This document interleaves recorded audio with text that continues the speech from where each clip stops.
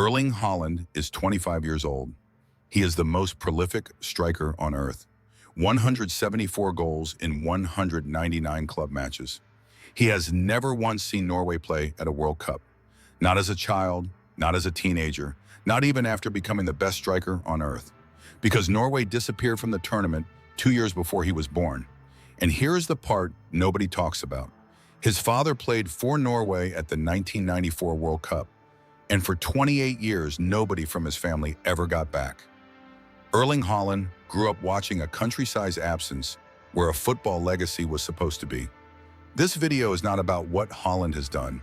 It is about what had to be built before Haaland could matter. And that story took 28 years. To understand why the disappearance hurts so much, you have to understand what existed before it. In the 1990s, Norway had a football scientist. Egil Olsen, known as Drillo, was not a romantic. He did not talk about passion or flair. He looked at Norway's limitations, ran the numbers, and engineered a system that let a small northern country punch far above its weight. Zone defense, direct play. Data before data was mainstream, a style that stripped football down to probabilities and territory and second balls. It worked in a way that still sounds impossible.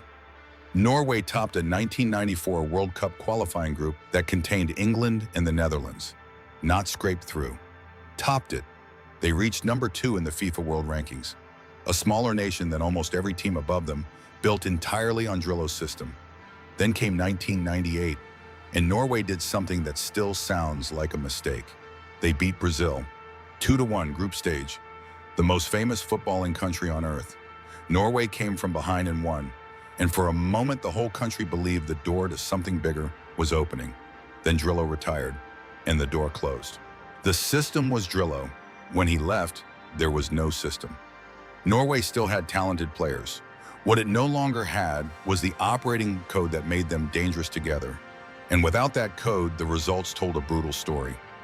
After Euro 2000, Norway missed 12 consecutive major tournaments. 12. 6 World Cups. 6 European championships. A full generation of Norwegian players grew up with no tournament football to inherit. The cruelest part was not the clean failures. It was the near misses. 2006 World Cup. Norway reached the playoff, 1 match from qualifying. They lose to the Czech Republic 2-0 on aggregate, close enough to feel, far enough to hurt. Norway kept producing players good enough to almost qualify, never quite good enough to actually get there. That gap between almost and actually is where systems live or die. One of the children growing up watching this absence was a boy born in Leeds in July 2000. His name was Erling. His father had played for Norway in America 6 years earlier, and Erling would spend the first 25 years of his life never once watching Norway compete at a World Cup, until someone decided enough was enough. Around 2010, while the football world was watching Spain win everything and Germany build their golden generation, Norway did something almost nobody noticed. It looked at itself honestly, and it started building from the ground up. Not stars, not tactics, the ground itself. Norway has brutal winters, frozen pitches, weather that makes year-round outdoor football almost impossible for large parts of the country. For decades, that climate was just accepted as a disadvantage. Then the Federation started replacing grass with artificial turf across the country, in every region, from Arctic communities to Oslo suburbs.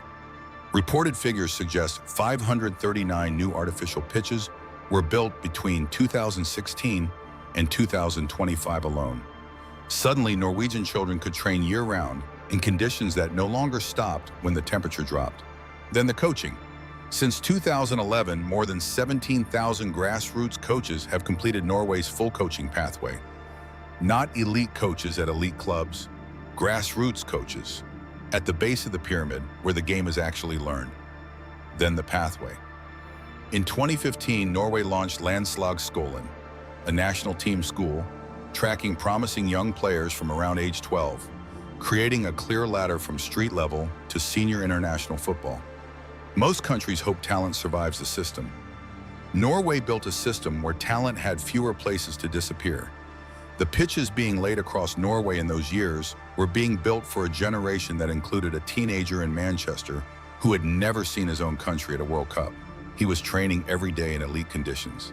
His country was finally building the conditions to match him. The proof arrived before the World Cup did.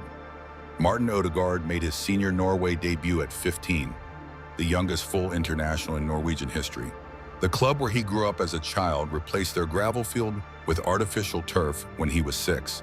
That pitch has been cited as crucial to his development.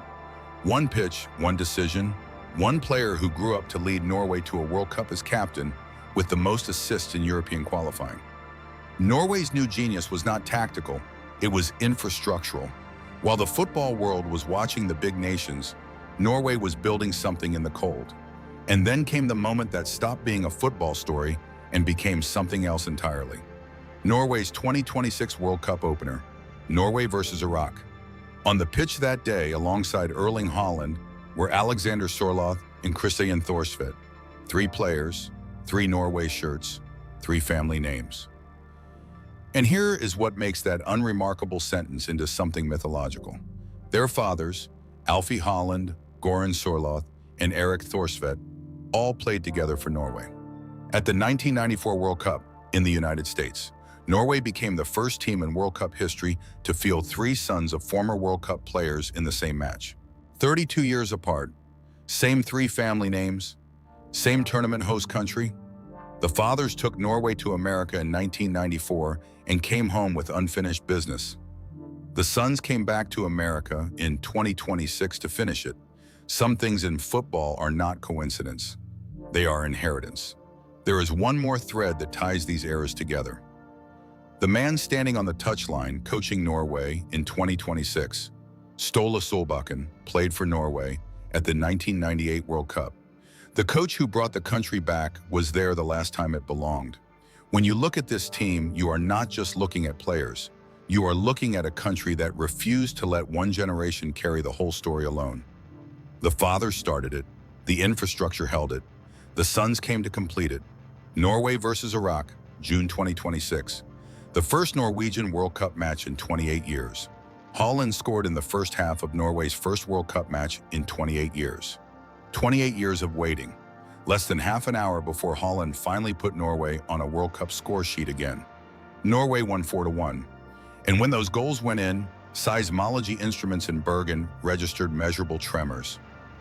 Not an earthquake, just 50,000 Norwegian fans celebrating so hard that the ground moved.